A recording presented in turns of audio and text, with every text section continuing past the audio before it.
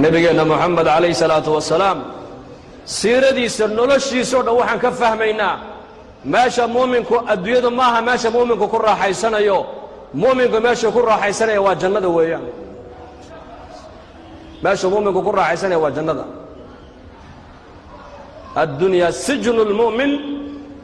وجنة الكافر بنبي يقول الدنيا نيكا مؤمنك الجيل بيوتها الجيل نيكا الجيل كجرا اختيار ملك حرية ما هيستو لكن نيكا الجيل كجرا هم يجيس وين وامحي غور ما جيلك اللي يجيس يدين دونا غور ما جيلك كبحا تلقى جالس كجرا همي كلام ملك تجارت كوها مني مايان او غوري دسمه سكوها مني مايان او غناعسي كوها مني مايان oo dhoof iyo guur ku hamini maayaan hamiga ugu weyn qofka jeel ku xidhan waa goorma jeelka ka baxa uu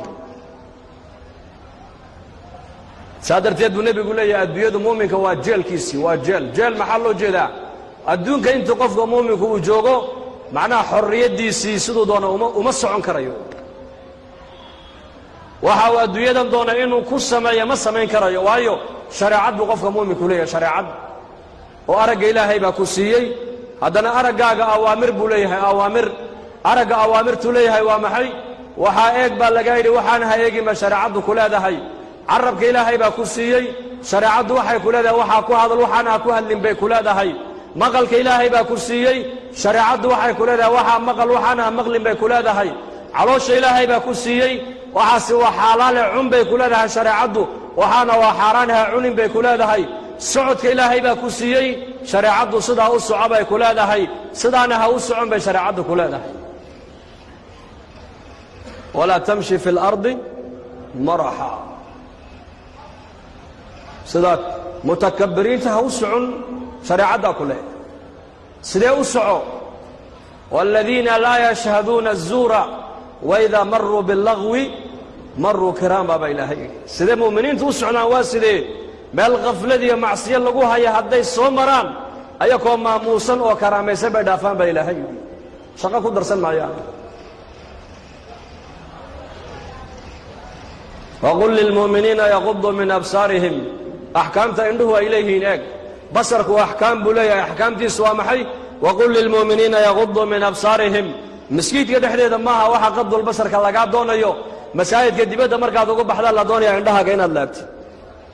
wixii muharramaada ilaahay ka xarimay oo dhan indhahaaga ha ku eegin laakiin indhaha maxaa ku eeg laga yiri afala yanzuruna ila al-ibli kayfa khuliqat wa ila as-samaa'i kayfa rufi'at wa ila al-jibali kayfa nusibat wa ila al-ardi kayfa sutihat afalam yanzuru ila as-samaa'i fawqahum kayfa banaynaha wa zayyanaha wama laha min furuj samada ku eeg ba laga yiri oo aayadkan ilaahay ku eego ilaahay ku garo sida geela ilaahay u abuuray fiiri sida buuraha ilaahay u abuuray fiiri sida badda loo abuuray fiiri sida cirka loo joojiyay fiiri sida makhluuqa loo abuuray fiiri aayadka ilaahay ku eeg baa laga yidho cibro u eeg mooyaane indhahaagan adigu ma lihid oo waxaad doonta inaad ku eegto xor uma tihin marka muuminkii maqalkii bay noqotay ina asamca waalbasara waalfu'aada كل أولئك كان عنه مسؤولا والله اسمه دين دونا مقالكي ولا قويدين وأرقي ولا قويدين مالك قيامة قفل بالله ورسل دونا